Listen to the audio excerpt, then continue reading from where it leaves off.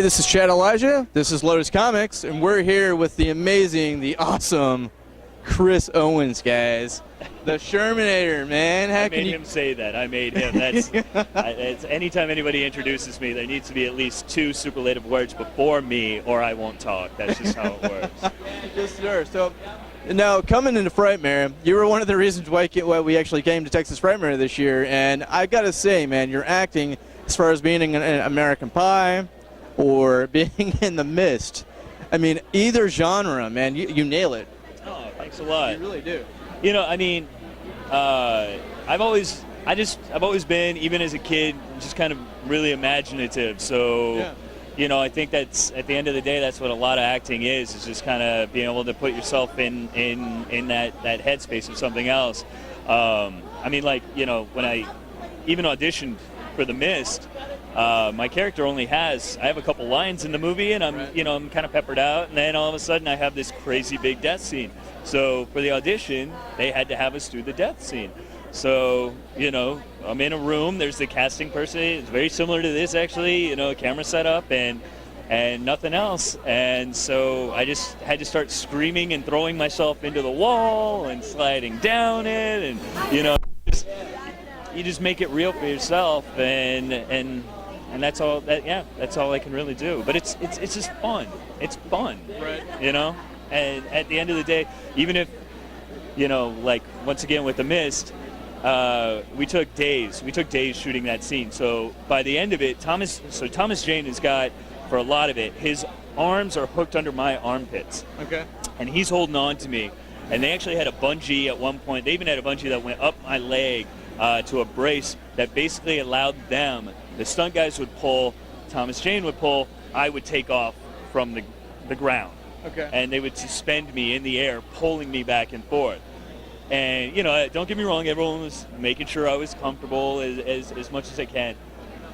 By the end of it, my armpits were so chafed and bruised that it hurt to put on deodorant. That sucks, man. It was intense. I mean, don't get me, and like I said, I would happily do it all over again just because Frank Darabont, like Shawshank Redemption, is my easy go-to when people are like, what's your favorite movie? I have so many, right? but exactly. And so, you know, to be able to work with him and just kind of, you know, geek out at lunch and sit down and talk to him was just a dream come true. And is Shawshank your absolute favorite Stephen King thing? Do you have a favorite one? I have to say yes. Shawshank is just, I don't know, like, I feel like a lot of movie people do this where, especially when you're younger, you have that movie that you'll put on and just watch a ridiculous amount of times. And Shawshank's a long film, too. It is. You know, there's just that film that nowadays, even now, if I were to put it on, I can basically just say the lines along with the entire film. You know what I mean? It's ingrained in my brain at this point. And I think most real film fans have at least one or two films that are just that way for them. Makes sense. You know? So, very cool, man. Like I like Angus was good too, and I grew up watching that when I was a kid, and I was like, this guy is gonna make it really big in acting. I mean, seriously, because I mean, like, and then I saw you in American Pie. I was like, by and large, that is my favorite character. I mean, it's to this day I still find it funny how, for being such a just kind of side character, how so many people get so excited. Like, you know, basically since 1999, I've been going places and had people yell Shermanator at me. But the thing is that it's not, they're not trying to be malicious. They're not trying to, it's literally just people see me and they get so excited. They're just like, holy crap, Shermanator, you know? But it's funny, this convention, have you got that this round too? What's that? Have you got that this round as well? Yeah, well, it's funny is that there was, I was heading outside for something, and everyone's all hanging out there having a good time, and this guy yells to me, he's like, Shermanator! And I'm like, hey man, what's going on? And I walk out, and I'm like making a phone call, and so I come back in, and the guy's just like, dude, I just wanted to say I'm really sorry, I just got excited, I didn't mean to do that. I was like, dude, this has been my life, you don't have to apologize about it. Like, it's great that I was able to play a character that that so many people enjoyed. Although I do feel, and I want to say this, I've said this before, I'm sorry for any thin-faced redhead guys out there that were that same age as me, because you were called Shermanator after that movie came out, whether you wanted to or not. So many people that are just like, dude, we had a friend that looked just like you, and we called him the Shermanator. I was like, he just had red hair. I'm sure that's what it was, and he was a Shermanator for years. So with the upcoming stuff, do you have any upcoming stuff that you're promoting that is just now kind of current as far as what you're doing today? Yeah, right now, just looking for a job like anybody else, but keeping busy, doing little TV stuff here and there.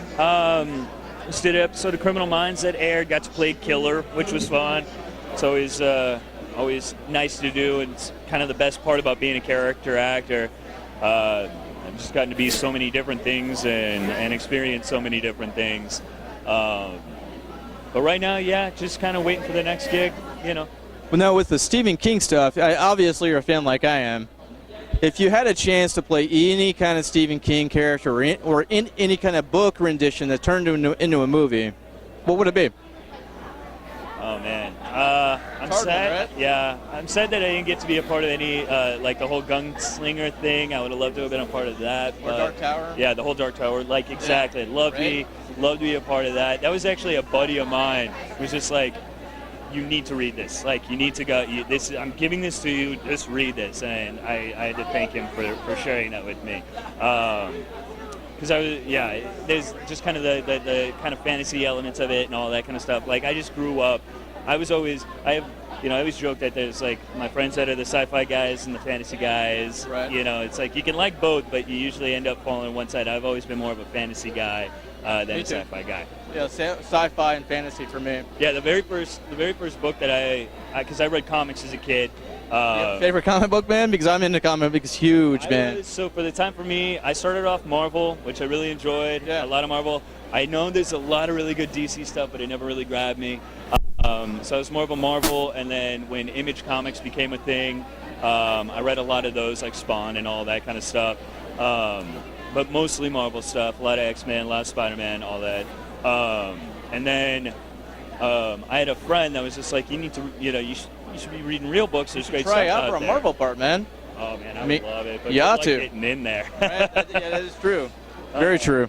Well, it's funny too, because I actually used to, when I was a kid, Chris Evans, who's Captain America, back in the day, it was just Evans. There was, he had his group of friends and I had mine, and occasionally we'd get together and hang out.